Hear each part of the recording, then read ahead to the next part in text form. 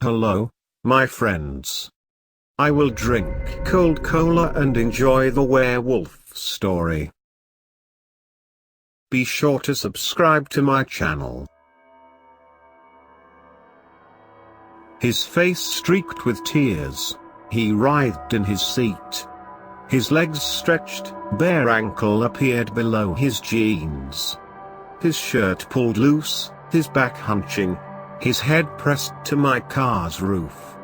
I saw claws, sharp and heavy, slide from beneath his fingernails. Underneath his face, the bones shifted shape.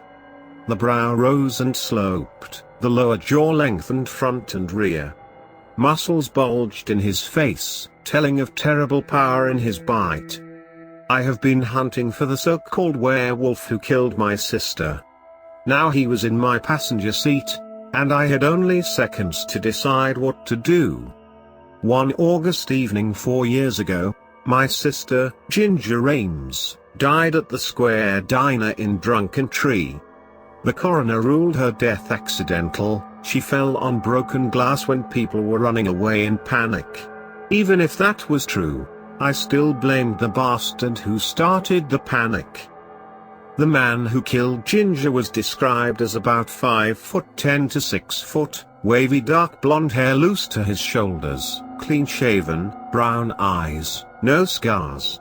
20 people there, but no photos. That's panic for you. Ordinary looking, except when he was 7 feet tall and had claws he could sheath like a cat's. That description's from the man who served his burger and fries, just before he started crying, grew a foot taller, and started killing people. This fall, a man named Robert Suter was torn open in the parking lot of the same diner.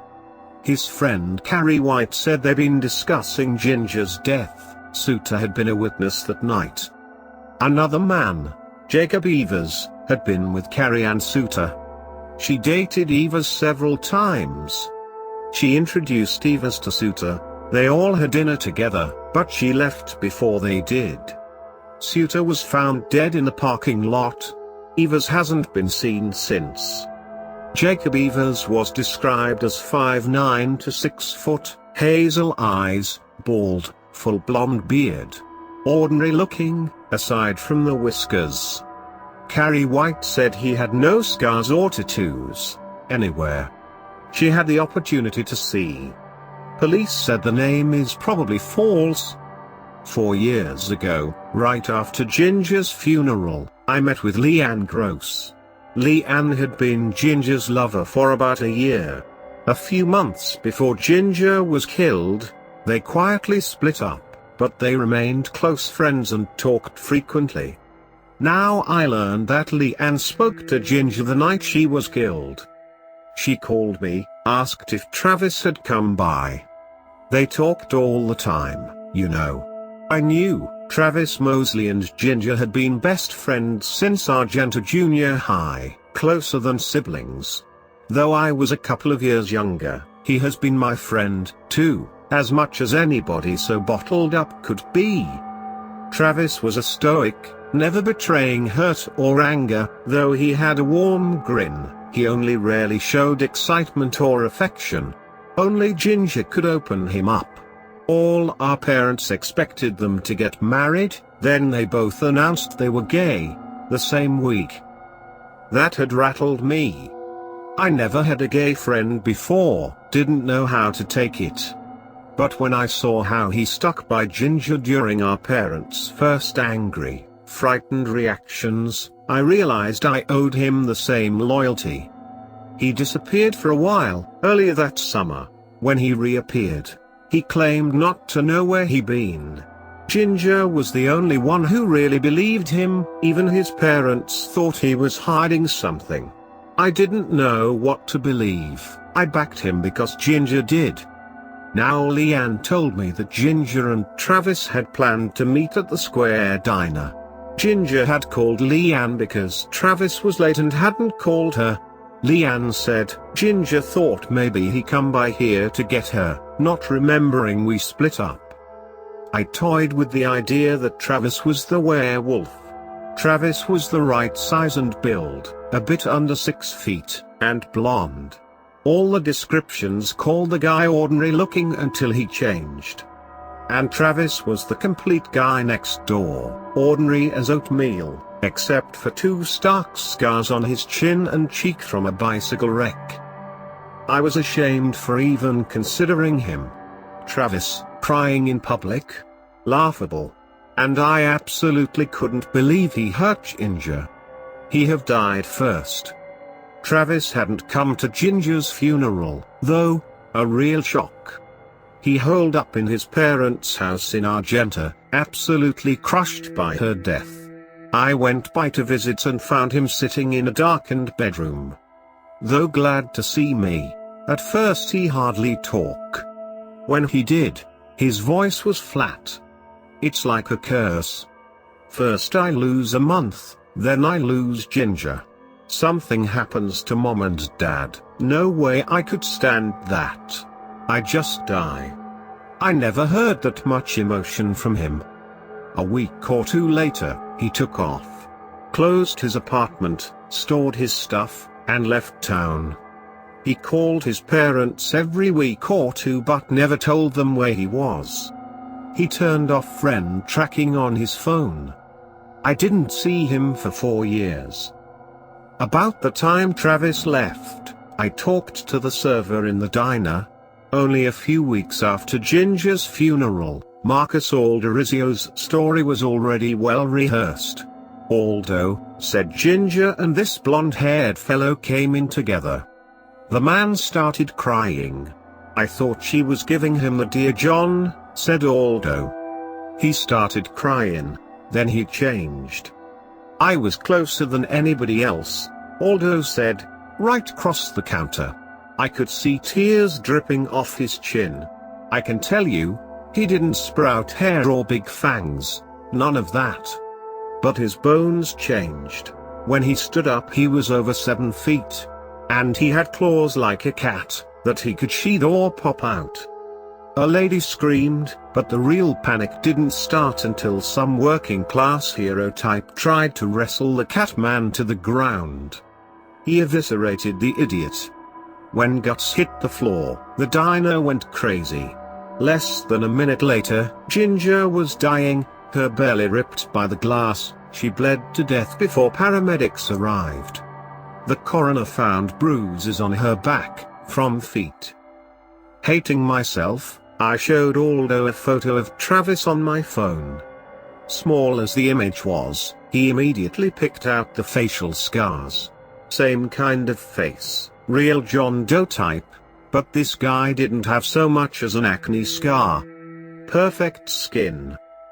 2 days after Suter's murder, I talked again to Aldo. Before he says a word, I had to remind him I was Ginger's brother, and that we talked 4 years earlier. But he wasn't much help regarding Jacob Evers. I told the cops, I don't know if it's the same guy. I couldn't pick either one of them out of a decent lineup, they got that kind of face. Joe average face, no scars, no tattoos, just that beard. I recognize this guy's voice again, maybe. We talked that much, but his face? Could be anybody. At least this time I could be sure it wasn't Travis, since Jacob had slept with Carrie White. Some small comfort. How do you find a werewolf? Or werewcat? The cops thought it was some sort of stunt, and we're checking all of Ginger's acquaintances. They investigated Travis, too, but I still felt guilty. In 4 years, while I was in college, they found no leads on the diner killer. Now, with Robert Suter, there's been another killing. They wouldn't say whether they thought it was the same killer. But either way, they weren't looking for a shapeshifter with cat claws. I was. A shapeshifter who cried. My granddad used to say of someone, he was raised breathing drunk in Tree Lake. He meant that people who move to the area don't have the same attitudes as people who grew up here. And people who grew up in town don't have the same attitudes as those who lived along the shore or in the hills. things happen around here. Sometimes people make things happen. This fall, after wondering for 4 years about Ginger's death, I wanted to make something happen. I looked up a lady who'd been my grandmother's friend when I was little and asked her what she remembered about Ginger's death. If she blamed it on drugs, like the newspapers, I have visited a while and gone home. But she said, that was a terrible thing. And that creature's still around, somewhere. You heard he killed another man last week? When I told her what I wanted, she warned, some of those folks can be as dangerous as the thing that killed Ginger. You should keep your distance from them. I told her I had to find the Catman, whatever it took. You're fixing to do it anyway, she said finally, so I suppose I ought to steer you to the right people. Let me ask about, see who's still walking this earth. I left my number. A week later she called me. There's a man named Jerry White, lives on Grace Mountain, Jackson Road. He won't do anything, but he'll put you in touch. She read me a number. Jerry White. Jackson Road. Mr. White, to you. He's upish that way. Mr. White refused to talk on the phone or invite me to his home. I'll meet you at the old Second Baptist, downtown Argenta. You know it? Across from Guthrie Park? That's it. I'll be there at 3 to meet someone else. If you come, we'll talk. I'll have a black necktie. Guthrie Park is a square block on JFK crossing the park to Second Baptist Church. I spotted a broad-shouldered bald guy with a blonde beard, maybe 40, leaning against a historic marker, gazing up at the church. I tensed, then relaxed. Since Suter was killed, I have been clenching up at every bald, bearded blonde I saw. The little church had closed down, I discovered. A sign said it would soon be a neighborhood resource center. Inside, several young people in jeans and t-shirts worked at scrubbing and painting concrete block walls. The color of Mr. White's tie was irrelevant, nobody else even had a collar. He was a tall, thin man, perhaps in his late 60s, with thick snow-white hair and a narrow mustache. I briefly told Ginger's story. I want to find him, I said. Landy said you knew people. Perhaps. Have you heard of the coterie? The what? No, sir. Good. You shouldn't have. And it would be good if no one heard of them from you. He smiled thinly. One of them is likely to have the required skill. And this sort of case often interests them. He stooped toward me. They will expect a substantial payment. Are you prepared to pay? I remembered standing by Ginger's grave, sweating in my best suit. If I can afford it, sir, I'll pay whatever it takes. The bearded guy still stood looking at the church. His eyes flicked to me as I came out, looked away, then came back more sharply. Rick, he said. The voice rang bells but the face didn't. Sorry? He grinned, obviously unsurprised at my lack of recognition. Even with a beard, that grin was familiar and took 15 years off him. I looked at the tanned scalp, the whiskered jaw. Travis? Hey, man, how you been? He has grown thin since I have last seen him. The broad shoulders only emphasized that. And that bare scalp, cancer? But there was robustness to him that belied that thought. Clean, I thought, then couldn't think why. Where the hell have you been? It just burst out.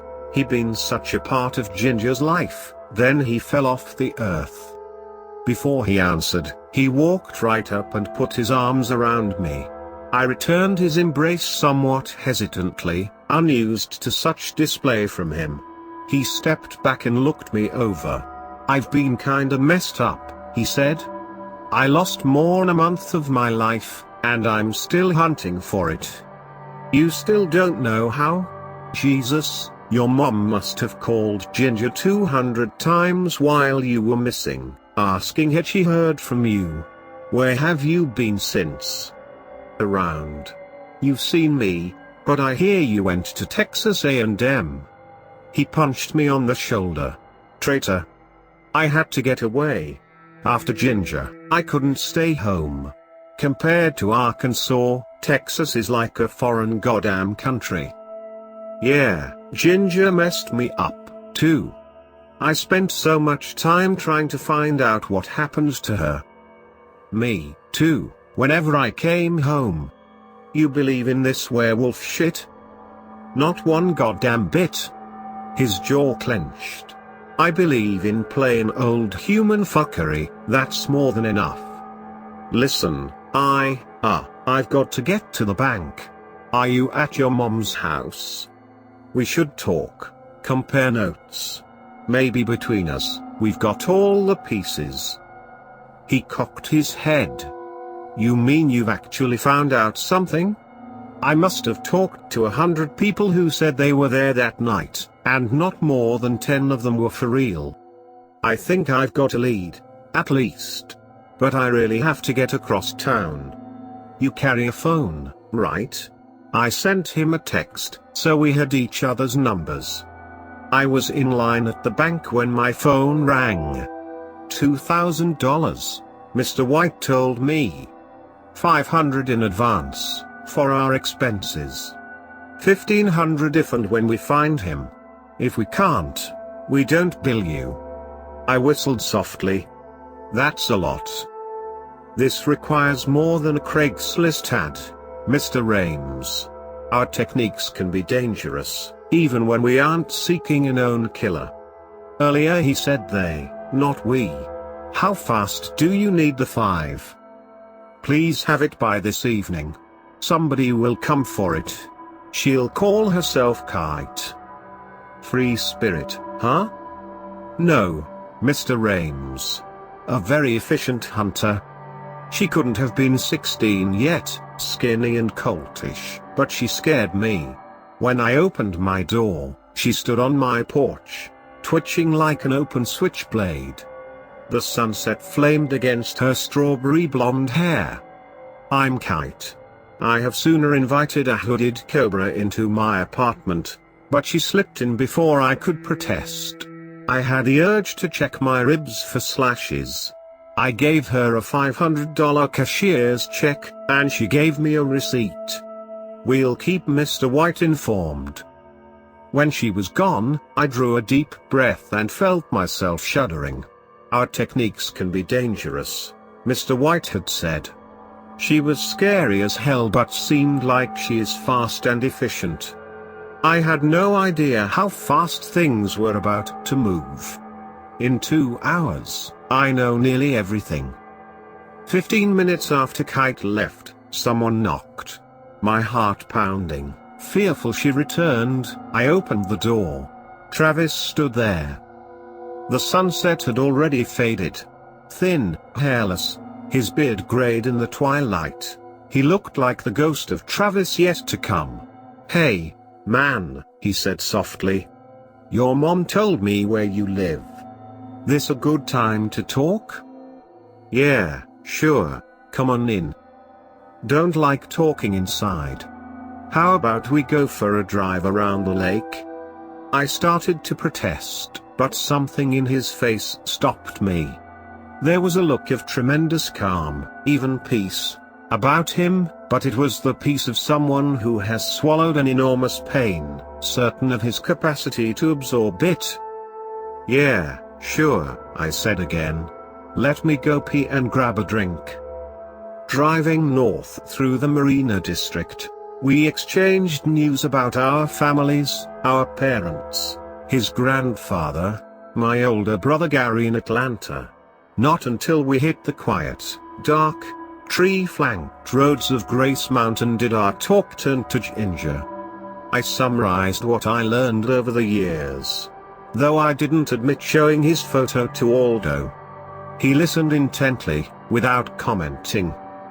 At the end, he said, "Well, it's too bad. But you ain't got anything I didn't already have." But he didn't seem disappointed. In fact, he seemed almost relieved. I asked him what he knew that I didn't. "I don't know," he said. "I don't know if you're ready to hear some of it." "What?" "Travis, that's not fair. She's my sister." But I watched his face close, growing distant. I realized something. Travis had been trying to open up with me as he had with Ginger. But I wasn't Ginger, and in the end, he couldn't trust me that far. It hurt, but I resolved not to show it. So I realized something about myself. I was trying to be like Travis, stoic and strong. Before he came out, I have never guessed that a gay man would one day be my role model for tough. And a final revelation: 4 years at A&M hadn't taught me anything about dealing with death. Though older than Ginger had been when she died, I was still a kid, asking the grown-ups for help. We were winding down Grace Mountain Road, less than a minute from the center of Drunken Tree. To circle the lake, we turn east toward Shore Road, right past the Square Diner. I have been by it often. Small as Drunken Tree is, to avoid the diner you have to avoid the whole town. But tonight Ginger's memories were strong. I signaled a right turn, my grip painfully tight on the wheel. There in the bright lights, people sat eating supper. "Well, if you won't help me," I said, "somebody else will. I've been talking to people. They think they can find the guy with the claws." I stopped, embarrassed to say more. "Who the hell told you that?" "Don't snap at, sorry, I just feel so damn silly saying it. They're witches. You know the stories around here, witchcraft, covens up in the hills. They can find things cops can't." He sucked in sharply. "You were at the church. Who was it?"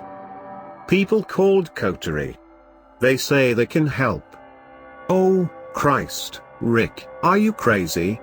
They're dangerous. How the hell did you even hear of the Coterie?" I asked around. "Old folks. You know the people I could ask." The village fell behind us. From here to the dam, Shore Road was woodland and houses on large private tracts, with a few shoreside developments. The old money lived here, north of the lake. "Oh, Jesus. You don't know who you're messing with. Did any of them give you a name?" "A girl named Kite. Just a kid." "Oh shit, oh Christ. Those people will kill you if you screw with them. Why the hell did you go to them?" I started to cry, blurring my headlights on the curves. "I loved her so much," I choked out, "but she trusted you. I was just the little pest brother." His face worked. "Shit, no, man. She was hella proud of you. Aggie scholarship and all that. She talked about you all the..." He broke off.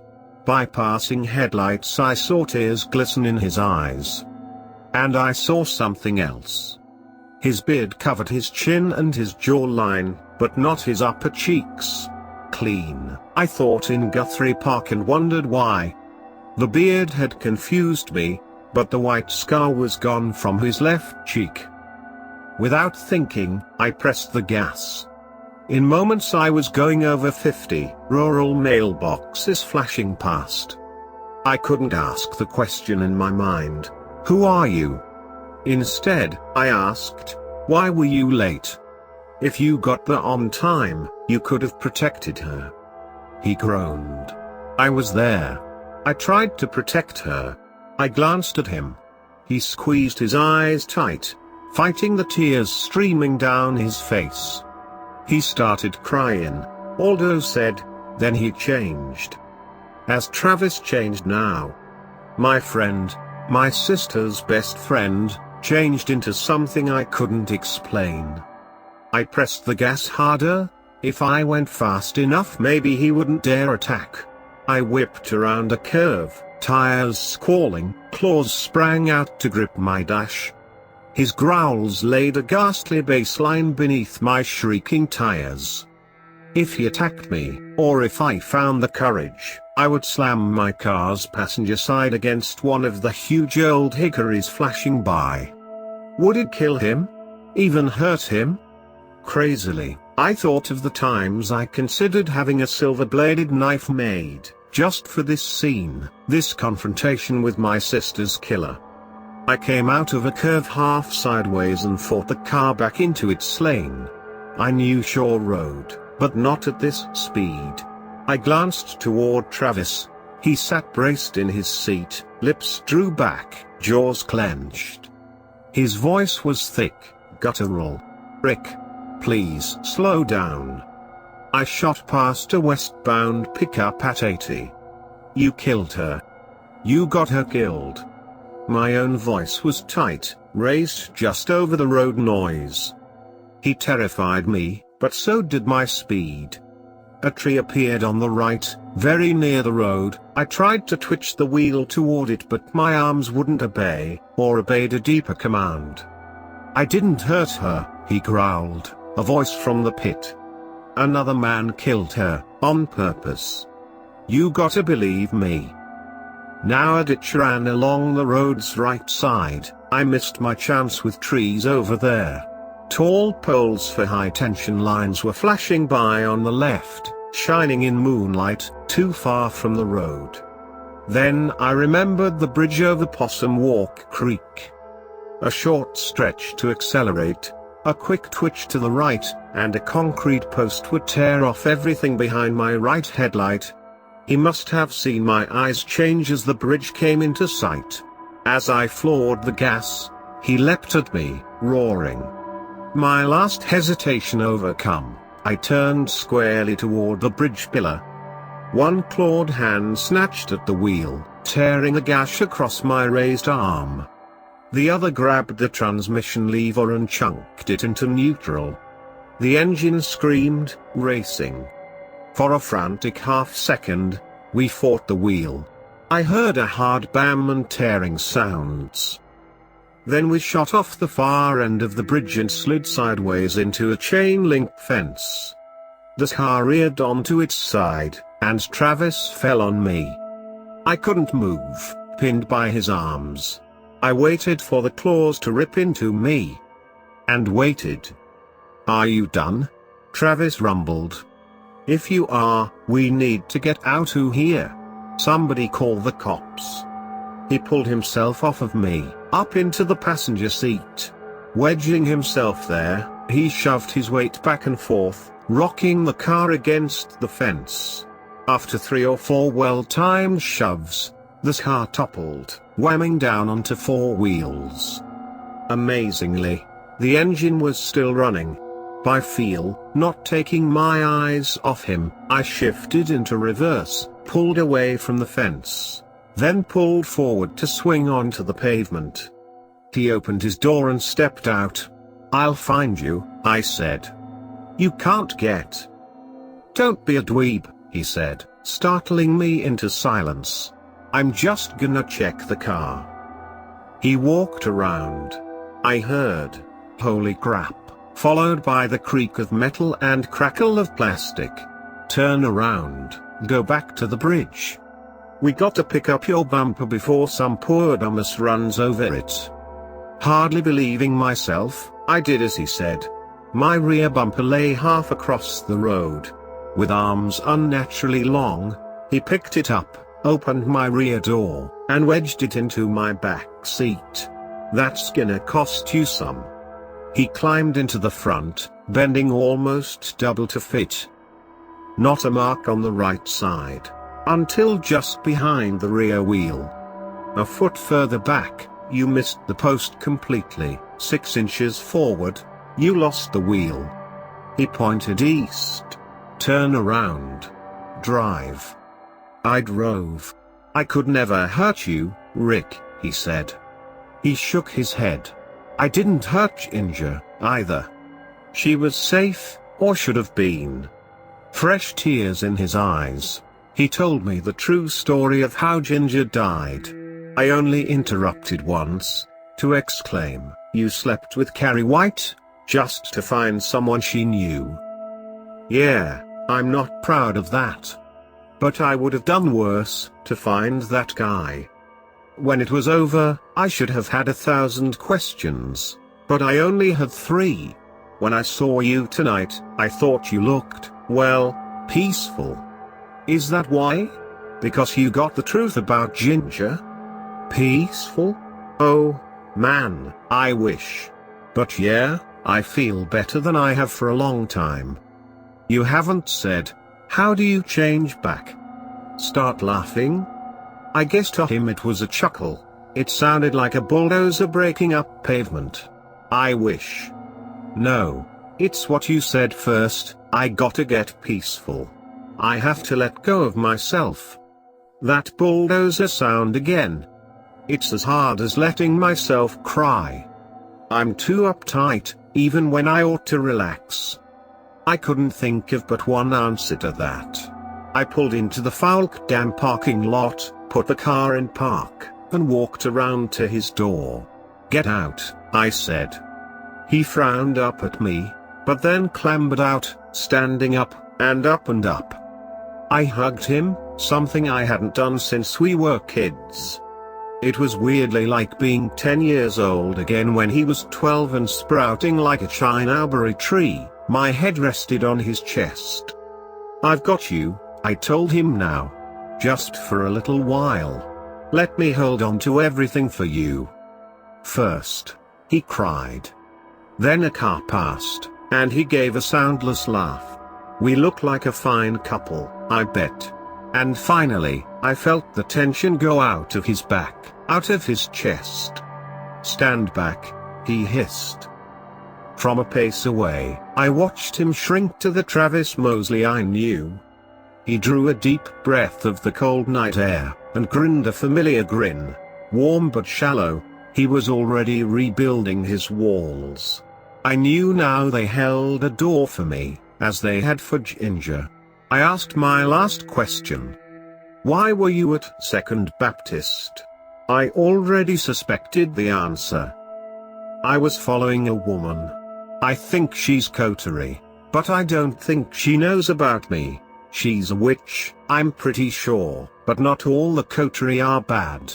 I want information, and I think she'll talk to me. He jerked his head at the car. We climbed back in. You know I lost a month. By now, you can guess that's when this happened to me. When I became, whatever the hell I am. Not a were-cat, even with those claws.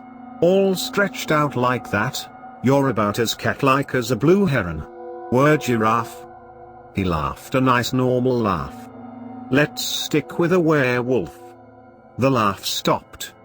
That's when I was changed. And now I'm pretty sure who did it. The coterie made me a werewolf. We reached the Taylor Branch Bridge below the dam. He looked up, at the glaring lights and the high concrete wall. And that makes the coterie the bastards that got Ginger killed. We drove south toward home, his face as hard as Falk Dam.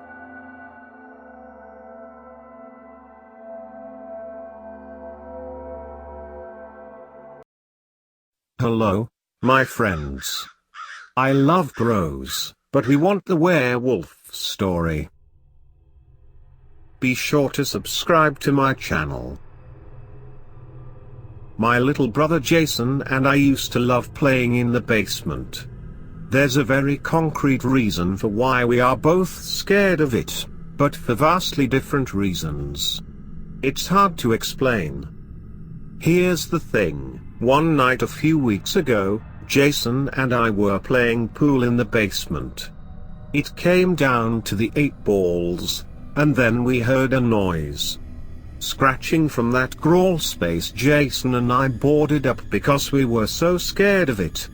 The deep, square-shaped patch of darkness always haunted out nightmares. Growing up, we had always dared each other to enter, but neither of us found the courage. The scratching grew louder, to the point Jason covered his ears, and I winced. "What the hell is that sound?"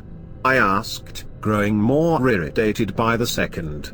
The boards began to rattle, so Jason and I gave each other a look of sheer terror and fled up the stairs. Then the strangest thing happened. As soon as we got up the stairs and closed the door, Jason turned to me. He had a blank expression on his face. "So are we going to play some pool?" Jason just stared at me, confused and irritated. I just told him I was feeling tired, maybe we'd play later if I was feeling up to it. I'm several years older than Jason. It didn't make sense for me to tell my parents that we heard rattling down there, especially if my younger brother didn't back me up. I'd really look crazy then. A few days went by without me going down to the basement to play pool. My parents wondered what was wrong. I just told them that I was maybe coming down with something and didn't feel like doing much. "Come on, Liam. You know how much your brother loves the pool. How about one game?" My dad pressed, using one of his trademark warm smiles to manipulate me. I agreed, and my muscles tensed with every step. Jason and I got about halfway through when we heard the rattling sound and saw the boards shake. Jason and I both screamed and ran up the steps. Same thing as before. Dad asked Jason what had happened down there, and Jason just shook his head. "Nothing, Daddy," he said. "Actually, I don't remember anything." Dad and Mom gave me a suspicious glare. It wasn't until the following day that shit really hit the fan. "Look, son, I know you're at that precarious age where maybe you haven't developed your moral center yet. But, your mother and I were wondering whether or not you're messing with your brother down there in the basement." "What? What do you mean, like abusing him? What the fuck? You know I would never do that." I was really pissed off my dad would even suggest such a thing. "Oh. Hold on, kiddo. I never said abuse. I said messing with brother always fuck with each other. Fact of life. We just want to make sure nothing is going on down there that might scar him long term." Scar his long term sounded like language my mum would use. I told my dad, emphatically, that no, I would never deliberately terrify Jason. I blew out a long sigh and told him what I had seen down there. I said I hesitated to tell him because he might think I was crazy. "You should have said something, son. Let's check it out right now." So we did. I went down to the basement and my dad stared at the boards blocking access to the crawl space for some time. Dad noticed one of them had come a little loose. "You're saying they rattled the boards?" Dad seemed like he was interrogating me. Like he didn't believe me. I started to feel like I was going crazy, that maybe my mind really did make everything up. Well, just as Dad and I were heading up the stairs, we heard it rattling. One of the boards flew across the room and banged against the wall. So Dad ran to the wall, and usually, I don't think he does stupid things, but hell, he stuck his arm right in there. He fished around for a minute, then when my heartbeat began to slow down, he looked like his arm got completely sucked into the hole. Dad screamed, and I went over to him, pulling with all my strength until he collapsed onto the floor, arm bloody and shaking. The rest of the day was miserable. Dad had to go to the hospital. Jason and Mom went hysterical. I could tell they were both suspicious of me. I described what had happened, but I knew by their facial expressions that they didn't believe me. The cops were called to investigate the crawl space. They didn't find much inside it except for a couple of rusty nails attached to a few discarded boards. They attributed the deep, ghastly scratches on Dad's arm to that. If you heard rattling, "We're thinking maybe a raccoon got in or something," one of the cops said, scratching the back of his neck. I could tell they were all as perplexed as I was. When Dad finally came home a week later, both he and Mom decided to block access to the basement. "Honestly, son, we don't know if you're telling the truth or not. I guess you must be, to the extent that no one else remembers what happens down there. Except you, apparently. We're going to board up the basement door. We don't want anyone going down there, even you," Dad said, looking angry and disappointed. I knew that my parents were confused and hurt, and honestly, I didn't know what to tell them. Even though the basement door was boarded up, and everything seemed to quiet down, I just couldn't let the situation go. One night, when I knew that everyone had been asleep for a while, I snuck out of the house and went to one of the basement windows. I was shivering because I didn't want the noise of me taking my coat from the rack waking everyone up. The window was unlocked, so I opened it and slid inside, wincing as my belly scraped against a sharp rock. Once my feet found the slick basement floor, I turned around and shone my flashlight in the direction of the large room with the pool table and, more importantly, the crawl space. The cops had boarded it up more thoroughly, to make sure that no more raccoons got through. My flashlight settled on a wolf's face.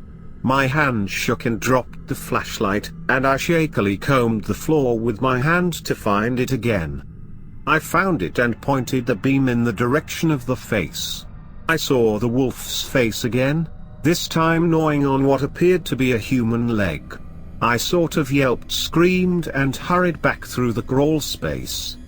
I practically ran back to my bedroom and closed the door, panting and out of breath. Now that I had direct evidence, to my mind, of something supernatural in my basement, I knew there was only one recourse available to me. I called my Uncle Jerry. Uncle Jerry was the black sheep of the family, and I remember him telling me stories of the supernatural. I didn't recall anything about a werewolf, but I decided to call him up on the way to school the next day anyway. If anybody knew, it would be him, he answered, sounding groggy and confused. Jerry was addicted to painkillers. I hadn't talked to him in a while, though I never really forgot the slurred speech and loud tone he claimed was his style. "Werewolf in your basement, huh? Better off not telling your folks. They'll think you're nuts." "What do I do?" "Who knows how long it'll stay boarded up down there," I replied. "Just relax. Look, that's all there is to it. There's really not much you can do. Silver bullets or weapons can't really hurt a werewolf. That's just fiction.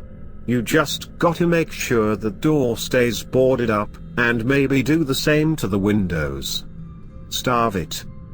"But I saw it with the leg of a corpse." "How the hell?" Jerry broke me off. "It's getting out through the windows. That's the only possible explanation. Board 'em up.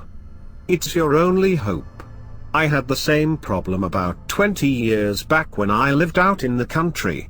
I had to block off its means of escape and starve the damn thing." I thanked Jerry for his advice and hung up. During the rest of the walk to school, I thought about what Jerry said. It wasn't a bulletproof conclusion that the wolf was getting out through the windows. I found that fairly unlikely since none of them were broken or looked like they had been messed with in any way. Then it clicked. That crawl space probably led somewhere, away from the house. How far, I didn't know. Unless I followed it and discovered the entry, exit point, I'd never be able to trap and starve it. I still haven't been down there since my talk with Jerry. I did board up the windows, to give myself the illusion that I did something. I really don't want to go into that crawl space. As I said, that patch of infinite darkness has always been a source of terror for me and my brother. Now it's only become doubly so ever since I saw what happened to my dad. and my own encounter with the beast that night. Seeing the bloody leg in its long, hairy jaws. I don't think I can do it. I just can't.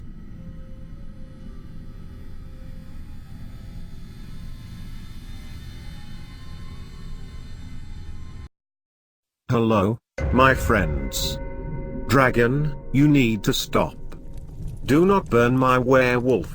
Oh, no. Be sure to subscribe to my channel. Part 1. The young woman was going on the road. Around was forest and dark evening. Maybe Sky, with his own terrifying black clouds, was saying to the young woman, "Get back, Helen, get back to the castle. I'm begging you, because there are death, only death and nothing more for you." But Helen did not listen to him.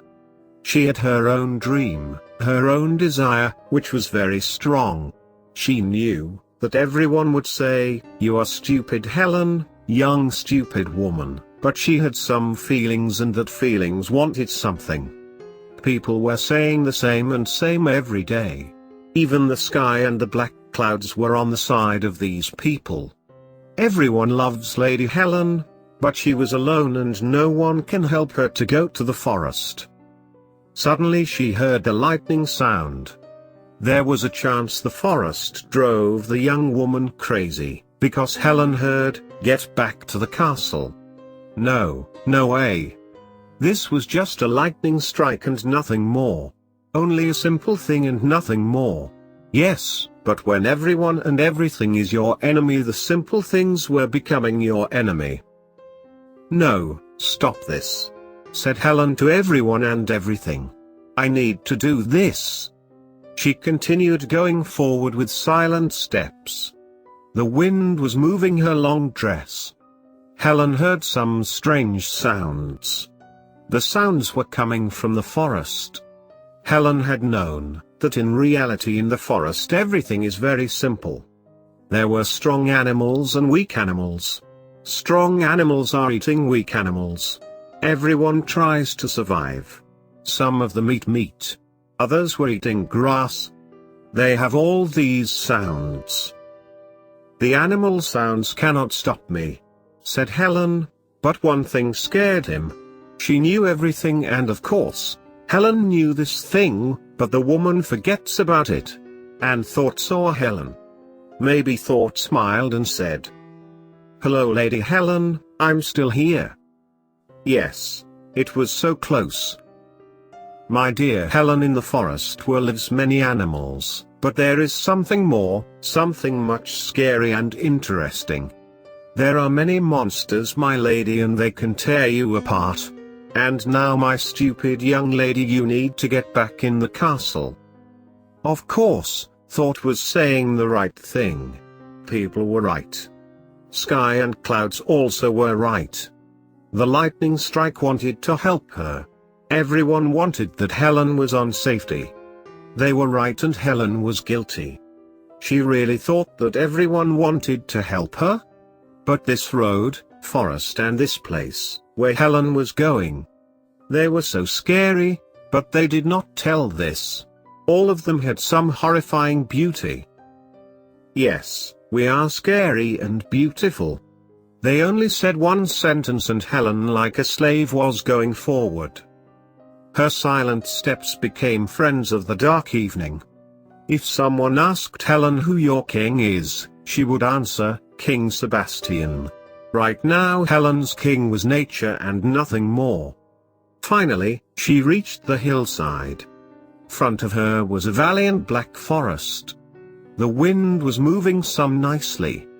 Helen came here because of the beautiful hillside, valley, black forest and amazing wind, which was moving Helen's long beautiful hair. She sat down and felt happy. Only happiness was the reason why she came here. Helen felt so well, that she thought, maybe I will sleep here. No, this was too much. Stop thinking and watch, only watch this amazing place, said Helen to herself. And then everything went away. Again only the slope, the valley, the Black Forest and the wind. Many wise men were saying, the happiness ends very quickly, and they were right. Someone went out of the Black Forest. Helen saw the black figure. She felt so scary. It happened. Yes, it happened. Helen thought that she can come here and nothing bad will happen. She was so stupid. Only running could help her. Helen quickly got to her feet. Black figure was coming to her. Of course, it was a monster who wanted to eat the human. The figure was in the valley. Thank God that it was evening now, not night, because at night Helen would have not seen a black figure until the monster would have come very close. Lady Helen. A black figure screamed. Helen's scary face changed to an interesting face. Black figure was coming quickly. The woman saw that stranger was human. The voice of the stranger was so familiar. Oh, no. Helen knew who was going to her. Maybe it would be better if the monster came here, said Helen. What you said, my lady? Asked young man, when he went up into the hillside. Nothing, Sir James, answered Helen. Maybe you need something, Lady Helen? Asked James. Do you want flowers or something like that, my lady? I need to know, what are you doing here? The young woman became angry. I had followed you, my lady. James smiled. I knew that you wanted to go outside of the castle. It is very dangerous for you. Because of this, I followed you. What? You followed me? Helen was very angry. Yes, my lady. James had a very stupid face when he was smiling. But you are in front of me. If you had followed me, you need to be behind me, Sir James. I was following you. When you came here and stopped, I entered the forest and come to that place. Sir James pointed with his finger the trees near the valley. You are so strange and so stupid, said Helen. Suddenly they heard the roar. Near the valley, from the forest, a big black figure went out. The werewolf looked at the humans and ran to their direction. Helen knew that this time creature was really monster. Helen and James ran. Helen knew how fast a monster could be. Luckily Sir James was with her, who could protect Helen. She saw how Sir James ran forward and left her back. Helen fell in the ground and screamed at Sir James. Stop and help me. But Sir James was running very fast. Helen heard the scary roar and she looked away. The big monster looked very scary. The wolf was running so fast. It had black fur and big claws. Helen knew that it was a werewolf, one of the most powerful monsters. She thought this was the end of her life. Suddenly arrow hit the chest of the werewolf. The monster screamed and has fallen in the ground. Helen got up and looked back. Prince Richard with his warriors was coming to her direction. Lady Helen, are you okay? Asked Prince Richard. Yes, Prince Richard, I'm okay. You saved me. Helen smiled. Prince Richard, be careful, said Lord William. This monster is werewolf. Only silver and fire can kill it. Angry werewolf got up. Werewolf jumped and now this monster was very close to Lord William. The werewolf hit Lord William with his hand. The lord fell in the ground. Lord William, no. Prince Richard struck the werewolf with the sword. The monster screamed because of pain and punched the brave prince. Richard fell in the ground, but Lord William got up and he punched the werewolf. The blow was so strong that he threw a werewolf 4 meters away. When werewolf got up, warriors fired arrows. The simple arrows could not kill this creature, but arrows can really hurt. Because of this, The werewolf has run away. Part 2. Sir James, why didn't you help Lady Helen? Asked Prince Richard. I followed her, answered Sir James. She was alone and I needed to protect her. Yes, but when you saw the werewolf you ran away like a coward. Because he is a coward, said angry Helen. Sir James, what you can answer? Asked Prince Richard. I wanted to help, answered shamed James. Yes, Sir James. Prince was really angry. You always want to help someone, but you are a coward. The werewolf could kill me and Sir James was thinking only his life, said Helen. Lady Helen, I followed you because I wanted to protect you. Why you followed her? Asked Richard. You could not protect him. You needed to say, Prince Richard, I know that Lady Helen wants to go outside of the castle. But Prince Richard the first am a knight. Oh, no, said Richard. No, Sir James. You are not really a knight. My father gave you everything because he loves you. Sir James, you need to understand that you're not the warrior. Embarrassed, Sir James went away. Lady Helen entered her room. Helen wanted to rest, but she was thinking about James. So many years King Sebastian, Prince Richard, and all people were fighting with terrible dragon. Everyone was brave, only this clown knight, Sir James, was coward. He was always behind someone because James was weak. Helen remembered when she was a little girl the dragon burnt her parents and her house. King Sebastian took little Helen and he reared her. Helen lost everything but the good king gave him everything. She was the daughter of the Lord, godchild of the king, but Helen never forgot to fight back and help the poor people. She does not like Sir James, this skinny boy, who only wanted to survive. Helen escaped from the castle because of she tired. Lady wanted to see the Black Forest, the hillside, and the valley. It was very risky, but Helen wanted this. And then the clown knight came here. Her hatred was so big. She had recalled this moment when the dragon burned her parents. There were so many people, but everyone was running. Everyone was so weak and coward. If they defeated their weakness and helped her parents, maybe Helen's parents would be alive.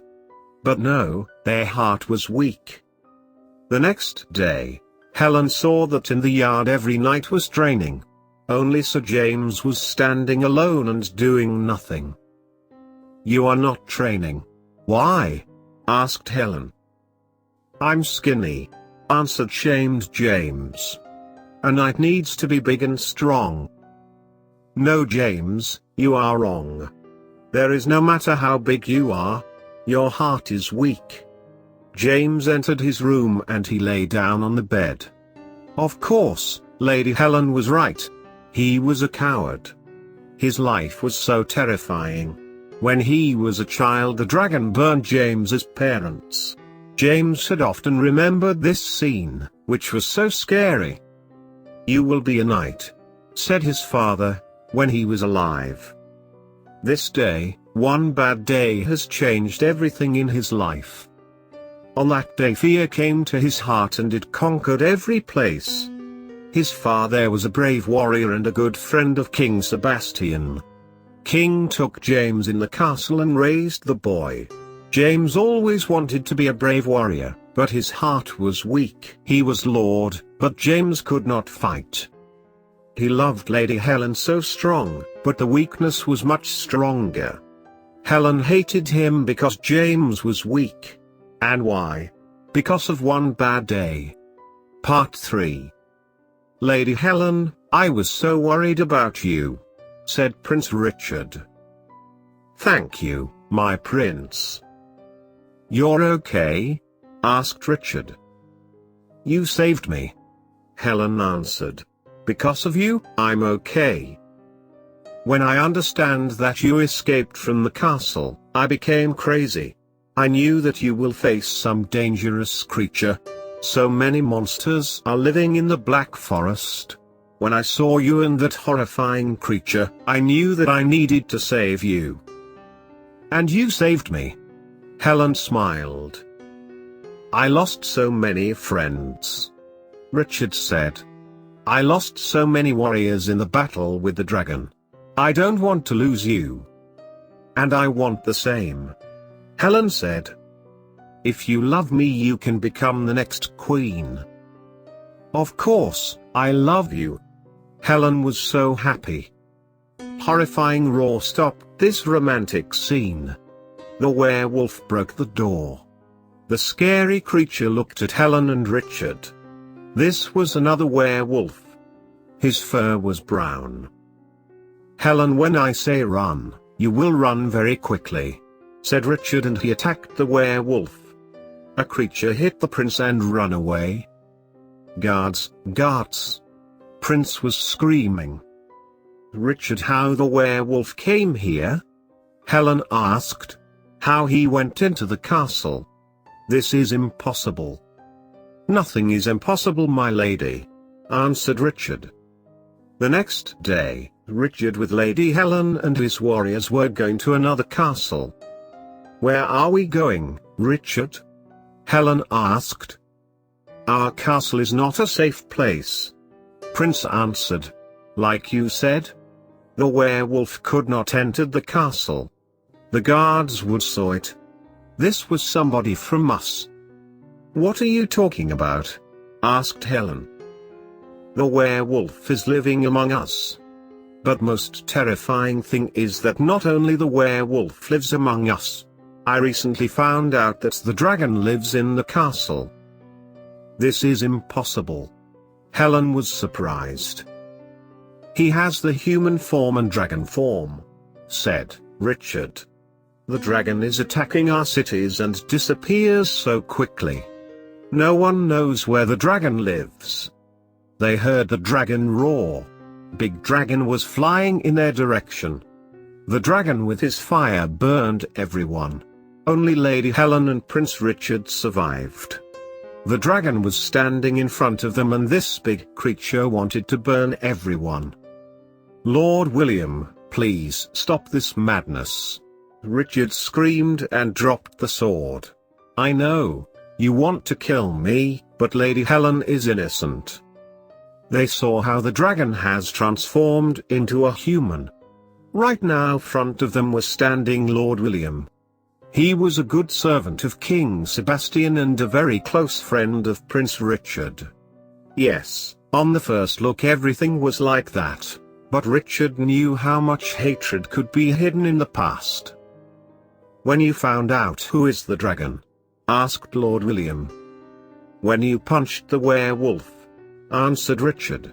Your hit was very strong. You threw the werewolf far away. Human does not have such a strong punch. Yes, my boy. Lord William answered.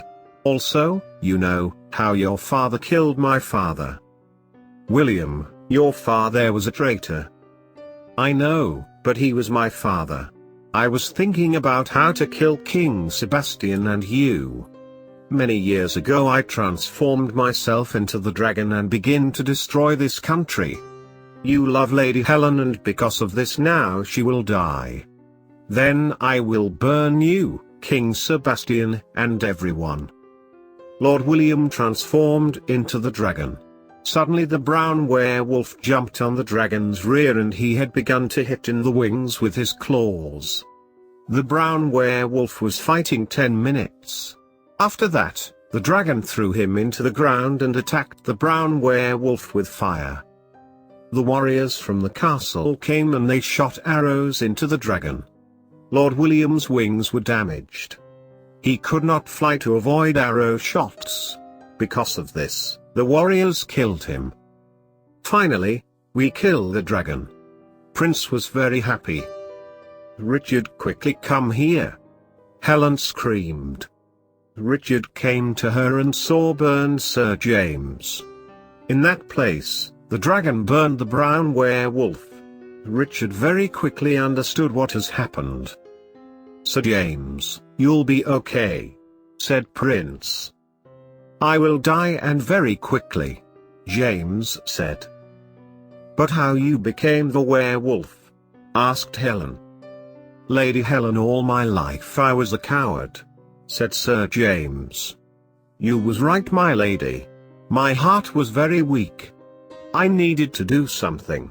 I needed to have a monster inside me. I went into the forest and searched for the werewolf. I let the monster bite me, and after this I kill him. Everything was so hard. The black forest was so scary, the bite very painfully, and killing the monster was so hard, but I did everything. After that, I came to the castle and transformed into the werewolf. Because of this I almost killed innocent people.